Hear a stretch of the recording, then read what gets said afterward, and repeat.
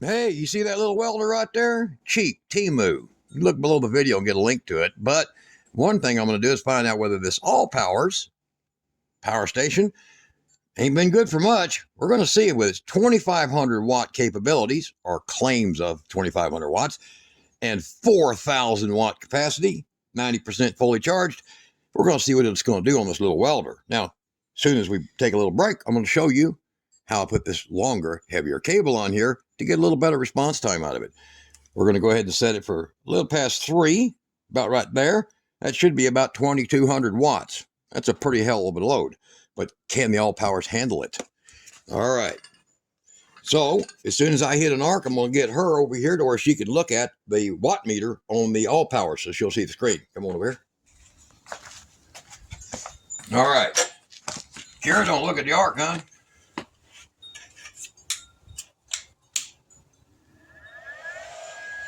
Power on, fans running.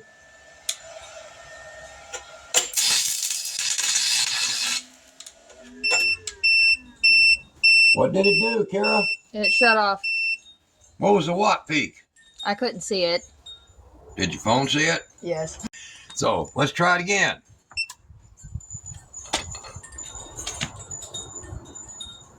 Wait for it to kick on.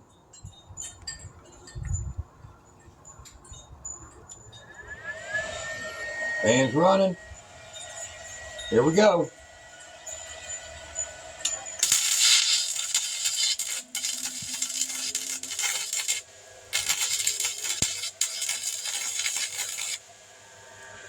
All right, what did it show you? I don't know. I was had mine. 1,579 watts. Let's jack this thing up to 4.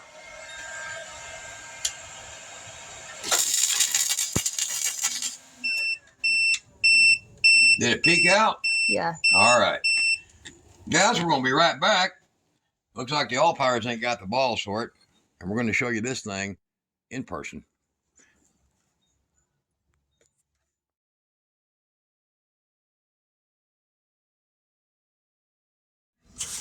All right, sitting out here in the shop with Ruby and Nina.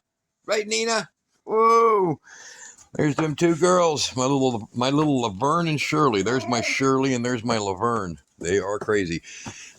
Sitting out here in the shop, I have the little welder that I ran a lot of welding rod through this thing. Now, I did figure out the 5/32 is the best rod for it. The 7014, 6013, 6011s work great because I was running some pretty good metal. But its negative lead, its ground lead, is horrible. Was horrible. So today we have now become unburdened by what has been. What has been tiny has now literally been trumped with a much heavier cable. So we have now gotten to stage hyper. So I'm going to lay this out here. Now these are my bus bars I built for an RV. So there's a couple of RV bus bars here. And I'll lay this out on the floor next to Kira's garden shoes here. And there is the cable that was on it. Very poor, very thin, very tiny. And this is not easy to do. You have to get a special fitting to put this in. I'll show you why. But all the way up.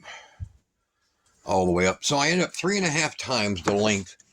And what was on it is technically 7 gauge. I thought it was 6, but it's about 7 gauge. It's 6 mm squared, so about 7 gauge. Now, a little heavier today. Internally, this thing is pretty simple. Boom.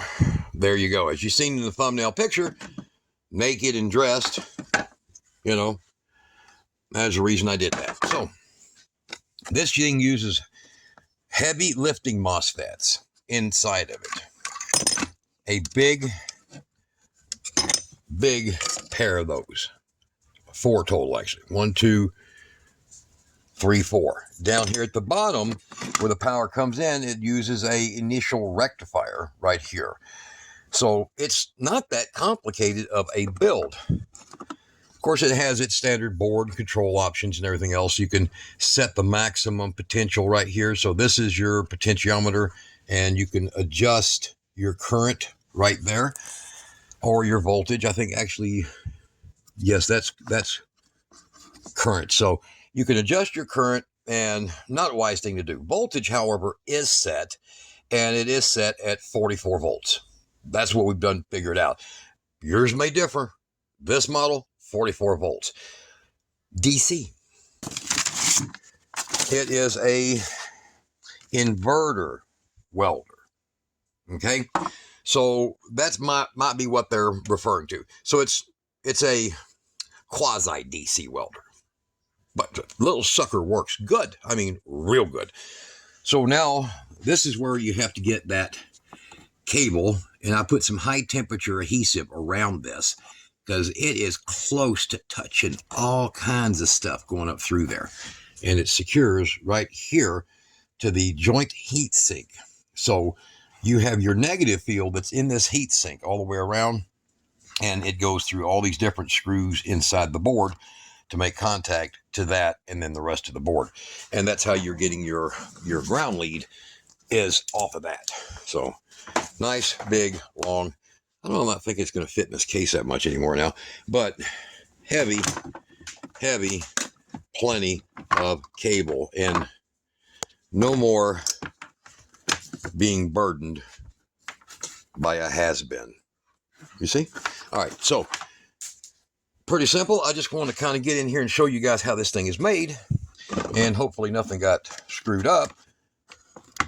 And I'll get these little gaskets and this little steel plate, this little steel protection face here, or plate, or whatever you want to call it. I'll get it put back on, and we'll put it back together. Seems to be, will not be a problem getting it back together. I did have to, because of the slight increase in cable girth, I had to kind of grind this out a little bit right here, so that when it goes down, it will fully close, and we will have a functional welder. Now you're going to ask yourself, hey, why in the hell did you do that? Well, I work on a lift a lot. Or if you want to plug in and crawl under a car, do you want to keep sliding your butt out, unhooking your ground cable, dragging it back further, and keep, do you really want to always do that? Sometimes it's hard to purchase a ground. Sometimes it's hard to find. Like if I'm working on this table, okay, I'll have a steel leg here and then a flat plate.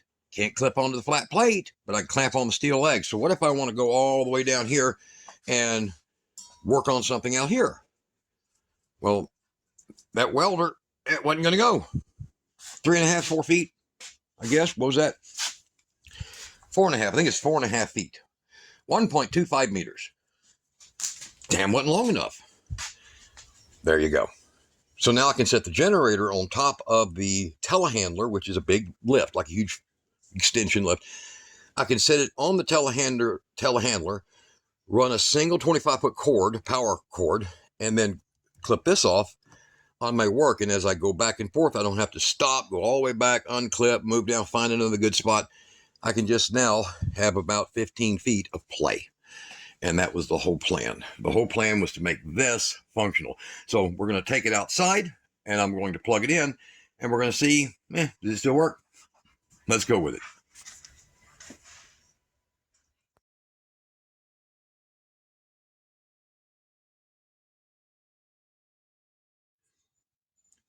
All right, so it's back outside, and as you saw in the very beginning of the video, the ALLPOWERS right over here, it's got the balls of a steer.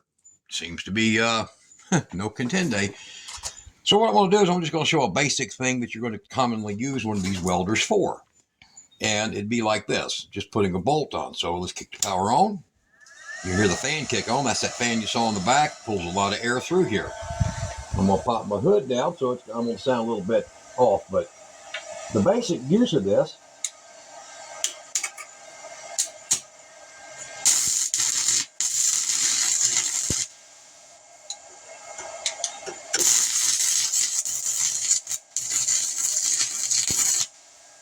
would be for doing things like adding a bolt or adding a repair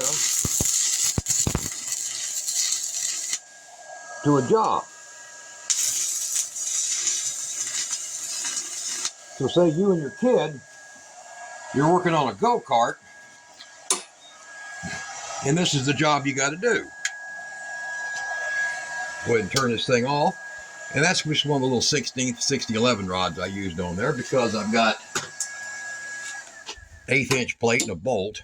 So let me get over here and I'll get a little old tool. You can see it lays a decent weld.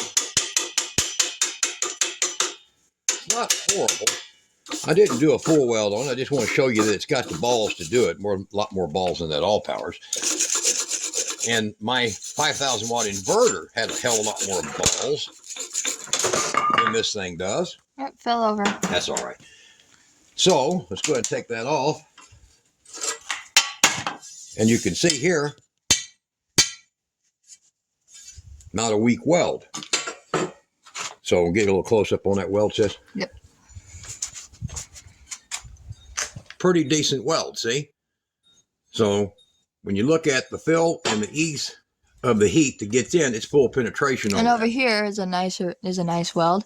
And there's a practice weld right here. I'm welding a You're welding a yeah. on the top of that. But this is a previous weld here, as you've seen in the beginning of the video. So it lays a pretty decent weld. Now, for the money, 80 bucks, 60 bucks, whatever it is on Temu, it's worth buying. Having one of them around when you need it is a good investment. Yeah, thumb up. Thumbs up for that. Yeah. All right, guys. Y'all like, subscribe, share it with a friend. There's always somebody that needs an easy way to doing this. And yeah, the shorter cord works, the shorter ground works. If, you know, you got a set of jumper cables, you want to extend them that way. But I just didn't like that. Not for what I use it for. All right. Y'all be good.